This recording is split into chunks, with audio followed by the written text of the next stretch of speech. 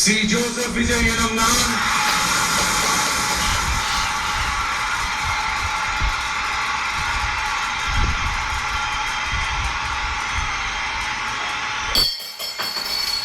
சட்டப்படி அமைக்கப்பெற்ற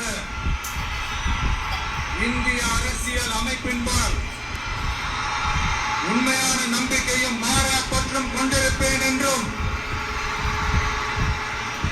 இந்திய நாட்டின் ஒப்பில்லாத முழு முதல் ஆட்சியையும் ஒருமையையும் நிலை நிறுத்துவேன் என்றும்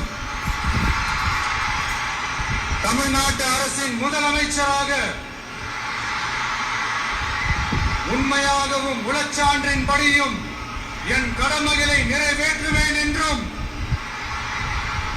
அரசியல் அமைப்பிற்கும் சட்டத்திற்கும் இணங்க அச்சமும் ஒருதலை சார்பும் இன்றி விருப்பு வெறுப்பை விலக்கி பலதரப்பட்ட மக்கள் அனைவருக்கும் நேர்மையானதை செய்வேன் என்றும் ஆண்டவன் மீது ஆணையிட்டு உறுதிமொழிகிறேன்.